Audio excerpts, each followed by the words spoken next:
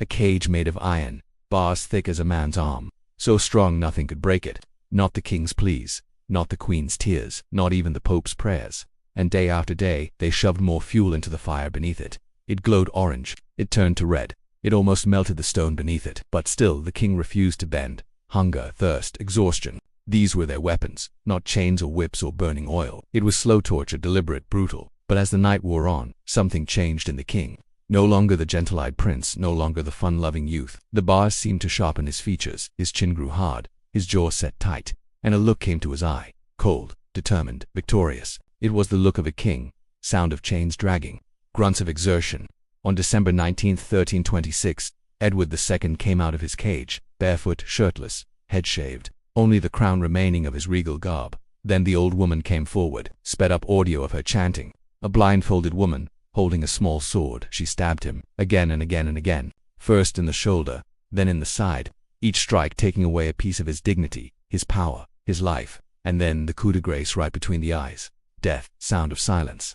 Finally, the king was still. The crowd roared.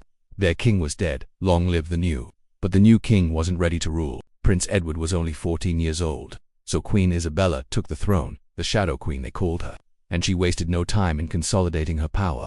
In the north, she executed the old guard. In the south, she seized land. In the east and west, she made alliances. But as the years passed, she grew weaker. Her health failed, her temper worsened. Her grip on the kingdom loosened, and soon she would have to face the consequences. What happens when a queen has to share the throne with a boy king who's really in charge? The nobles, they knew. That's who was in charge.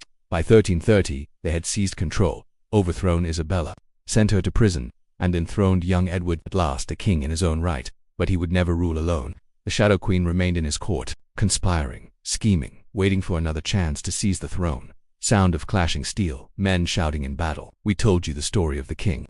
But we didn't tell you about the man, about the martyr, about the monster, about the many faces of Piers Gaveston, the man who changed England forever. Do you know his story? Imagine if a loved one vanished, not just from your life, but from history itself, erased as if they never existed. Now imagine their death, if it were covered up, not with lies, but with fire. This isn't a plot from a horror movie. It's the tragic tale of Edward II, King of England. The year is 1327. Edward II, a troubled monarch known for his lavish lifestyle and perhaps controversially for his many mistresses, finds himself stripped of the throne. His wife, Isabella of France, and her lover, Roger Mortimer, have orchestrated a coup. Edward is charged with incompetence and tyranny. But really, Mortimer simply wants the crown for himself. They didn't kill him right away, because that wasn't the point. They wanted him to feel his downfall, to live every hour knowing what was coming, and that no one would stop it.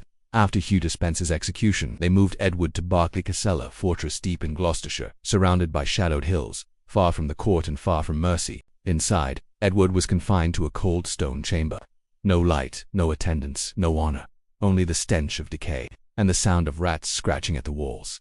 He wasn't just imprisoned, he was unmade. No longer a king, no longer a husband, not even a father, just a problem to be solved.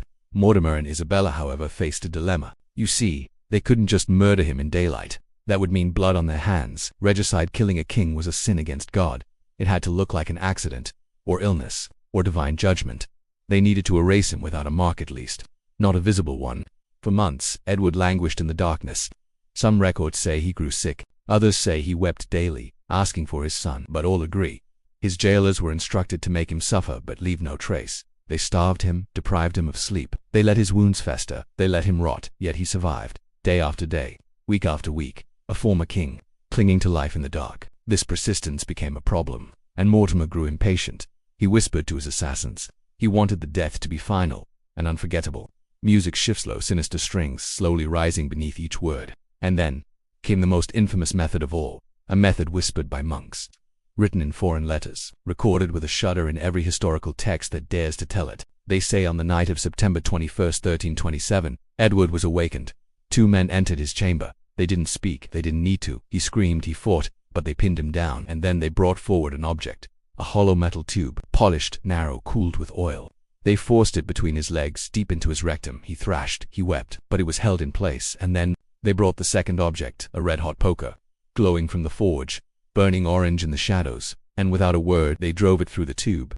Sound, a single, shrill, metallic hiss, then a heartbeat, then silence. The heat traveled upward, burning tissue, severing nerves, cooking him from the inside. Why this method? because it left no external marks, no wounds, no scars.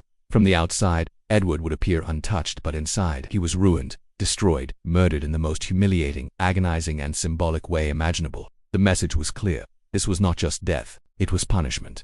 A brutal declaration that a king who ruled through desire, through softness, through defiance, would be purged by fire. Music fades, all is still, only breath remains. The next morning the guards reported he was dead. Natural causes, they said. A lie whispered through centuries, a lie that history tried to bury. But truth has a way of surviving. Even in the medieval world where violence was routine, where executions were public sport, Edward's death was a horror story. Not just for its cruelty, but for what it meant. It meant that love, when misdirected by power, would be punished. That softness in a king could not be tolerated. That deviation, sexual, political, personal, must be burned out from within. Soundscape, the quiet flicker of candlelight. Pages turning, a monk breathing slowly. And so Edward was buried in Gloucester Cathedral. But no great mourners lined the streets. No monuments were built. He was remembered only in whispers.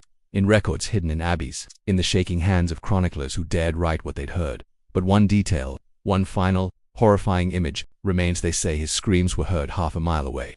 That the castle echoed with them. That birds fled the trees. And that the flames at night, silent and secret, burned more than flesh. They burned a man's legacy. Okay, so first things first. Edward II was dead, but in the shadows of England's churches, his ghost remained. Not in spirit, but in silence. In the fear etched across noble faces. In the absence no one dared to name. See, when the news broke, the official story went like this. Edward, beloved king, taken suddenly and tragically ill, declined swiftly and sadly. A king weakened by sorrow and grief, cut down before his time. The rumor, though they spread like fire. Rumors about fire, about screams, about a death too brutal to be divine. In the years that followed, whispers crept into every court. Some said Edward survived, that a body double was killed, that he lived out his days as a monk in Italy, that the Vatican knew and did nothing. Others insisted the story was true, too true, so brutal it had to be real.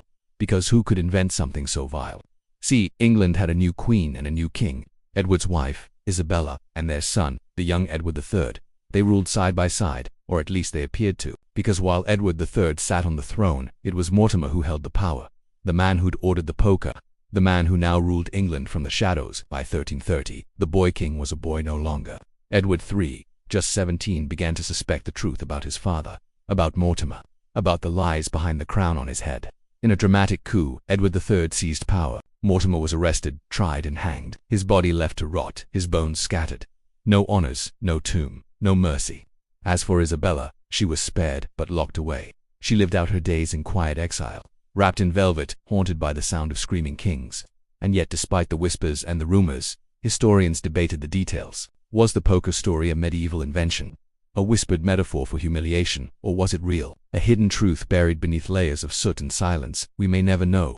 But one thing is certain, the pain was real, and so was the fear. Because Edward II's death did not just kill a king, it created a legend, a horror passed down in bone and breath. Imagine it, the cold of the floor, the weight of the chain, the taste of rust in the air, the red glow approaching in the dark, the knowledge that no one would stop it. Not the queen, not the priests, not God. And as the heat rose inside him, he understood, this was not death. This was erasure, a royal lesson written in fire.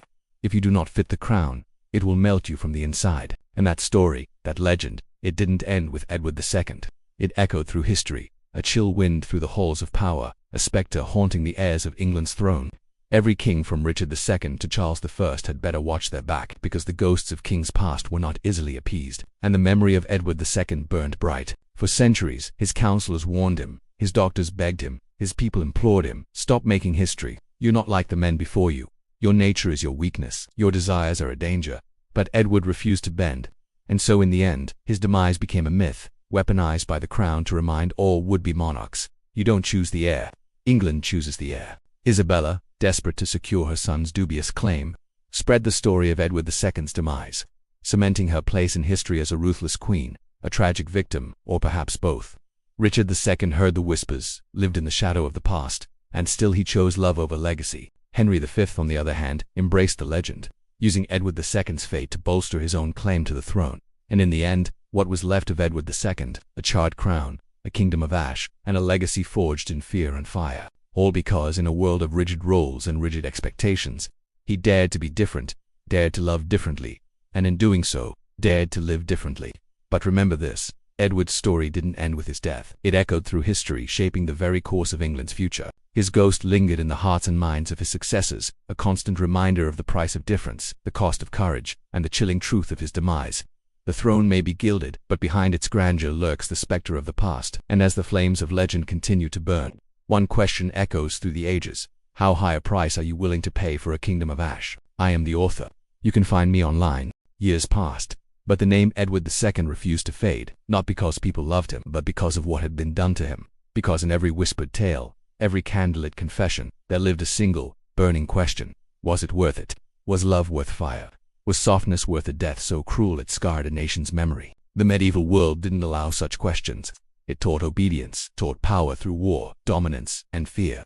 A king had to crush, a king had to burn others, not be burned. But Edward chose another path. He chose affection. He chose loyalty not to armies or banners, but to companions. And in the eyes of his enemies, that made him dangerous, not weak, not foolish, but defiant. Isabella and Mortimer never spoke of the method, but the silence was its own confession. What kind of queen signs off on torture? What kind of mother allows her son's father to be reduced to ash from the inside? And what kind of empire watches and says nothing? England said nothing, and that silence grew teeth. It devoured truth. It reshaped the story into something more convenient, more palatable, more useful. Edward became a warning, not a tragedy.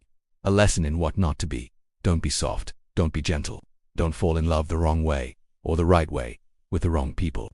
Don't lose control, because if you do, you won't just be removed, you'll be destroyed. Music shifts tense, mournful strings playing under the rain. And so Edward became the embodiment of the worst-case scenario. Not for rebellion, not for tyranny, but for nonconformity. And while his death was denied, dismissed, doubted, it was never forgotten. Not really. Because history has a way of turning silence into echoes. In 1594, more than 250 years after Edward's death, Christopher Marlowe wrote a play, Edward II. It shocked the audience, not because of the violence, but because of the love. Marlowe dared to show Edward and Gaveston as more than whispers in a court document. He gave them breath, he gave them pain, he gave them humanity, and by doing so he forced the world to look again, to remember, to feel. Sound, a page turns, a fire flickers low, casting long shadows. Today, historians still debate. Was the death by red-hot poker real, or symbolic? Was it invented to shame, or preserved because it was real? We'll likely never know, but we do know this: no story endures for 700 years without power, and Edward's story still burns, not because of how he ruled, but because of how he died. We know what the chronicles say, we know what the church denied. But what about the man, the boy who became king, the lover who became prey, the monarch who became a warning? He was not heroic, not in the way kings are remembered, but maybe that's the point. Maybe some stories survive not because of triumph, but because of pain. Soundscape fades to a near silent zone, a single heartbeat remains. Edward II's legacy is carved not in stone, but in fear, in shadows, in fire. And when you walk through Gloucester Cathedral, when you stand before his tomb, tucked quietly away, you can almost feel it. The weight, the shame, the scream that never left the room. Because even now, centuries later, people still look at that grave and whisper, did they really do that? They dragged him screaming into the Tower of London, the very fortress that had once been his home. But now those 4 grey walls were closing in around him like a coffin. And from somewhere above, he heard Piers Gaveston's mocking laughter echoing down the centuries. It was supposed to be a quick end. A red-hot poker shoved where the sun don't shine. But even that couldn't shut him up. They twisted it, they battered him, they burned him. But the king's cries echoed off the Thames. It took 25 blows to silence him, 25 agonizing thrusts of the poker, and when they finally dragged him out, his voice was gone. No more stammering protests, no more strangled pleas. He died without a sound. But sometimes the dead have a lot to say. And Edward II's story is one they don't teach you in school. You see, they weren't just trying to depose a king, they wanted to break him, body and soul. After all, what was he but a liability? A monarch who couldn't, or perhaps wouldn't do what was expected of him. He was too soft, too weak, too much of a gentleman. And there are some things gentlemen aren't supposed to do. Things a king most certainly shouldn't ever do, like love a man the way Edward loved Piers Gaveston. Oh, but how they loved each other. Young and dashing Piers, always at Edward's side, whispering secrets as the courtiers seethed around them. Ignoring the whispers, ignoring the rumors, Piers became the king's favorite, his confidant, his companion. And that was the first of Edward's mistakes. Elevating a subject above the law, above custom, above decorum. He surrounded himself with loyal men, yes, but also with enemies waiting for a slip, waiting for a weakness they could exploit, and they didn't have to wait long. A king needs allies, but Edward alienated everyone. The French king, his nominal leader, the English barons, his own blood, the Pope, the Church. One by one, they all turned their backs on him. Even his wife, Queen Isabella, tired of being ignored, tired of being sidelined, tired of living in the shadow of a favorite. So she fled to France, taking their son with her and enlisting the help of her brother, the infamous king of the French. Soon, armies were marching, sieges were laid, and the king found himself trapped in his own palace. But the worst thing was that none of it would have happened if he'd simply stayed in his lane, if he'd kept his private life private. In the end, it wasn't the battlefield that broke him, but the Tower of London, because what they did to him was personal. It was a message so violent, so intimate, so grotesque, that it still shivers through the bones of history. Because this wasn't about how a king ruled. It was about how he loved, and how an empire built on hierarchy and obedience and masculine force reacted to a man who dared to be something else. Edward wasn't innocent. He made mistakes. He alienated his nobles. He elevated lovers into tyrants. He misread alliances, misjudged enemies, mismanaged war. But his worst sin in the eyes of his time, he blurred the lines between king and lover, between ruler and companion, between man and weakness. They dragged him screaming into the Tower of London, the very fortress that had once been his home. But now those four grey walls were closing in around him like a coffin, and from somewhere above, he heard Piers Gaveston's mocking laughter echoing down the centuries. They were supposed to be a quick end, a red-hot poker shoved where the sun don't shine. But even that couldn't shut him up. They twisted it, they battered him, they burned him. But the king's cries echoed off the Thames. It took 25 blows to silence him, 25 agonizing thrusts of the poker, and when they finally dragged him out, his voice was gone. No more stammering protests, no more strangled pleas. He died without a sound. But sometimes the dead have a lot to say. And Edward II's story is one they don't teach you in school. You see, they weren't just trying to depose a king, they wanted to break him, body and soul. After all, what was he but a liability? A monarch who couldn't or perhaps wouldn't do what was expected of him. He was too soft, too weak, too much of a gentleman. And there are some things gentlemen aren't supposed to do, things a king most certainly shouldn't ever do, like love a man the way Edward loved Piers Gaveston. Oh, but how they loved each other. Young and dashing Piers, always at Edward's side, whispering secrets as the courtiers seethed around them. Ignoring the whispers, ignoring the rumors, Piers became the king's favorite, his confidant, his companion. And that was the first of Edward's mistakes. Elevating a subject above the law, above custom, above decorum. He surrounded himself with loyal men, yes, but also with enemies waiting for a slip, waiting for a weakness they could exploit, and they didn't have to wait long. A king needs allies, but Edward alienated everyone. The French king, his nominal leader, the English barons, his own blood, the Pope, the Church. One by one, they all turned their backs on him. Even his wife, Queen Isabella, tired of being ignored, tired of being sidelined, tired of living in the shadow of a favorite. So she fled to France, taking their son with her and enlisting the help of her brother, the infamous king of the French. Soon, armies were marching, sieges were laid, and the king found himself trapped in his own palace. But the worst thing was that none of it would have happened if he'd simply stayed in his lane, if he'd kept his private life private. In the end, it wasn't the battlefield that broke him, but the Tower of London, because what they did to him was personal. It was a message so violent, so intimate, so grotesque, that it still shivers through the bones of history.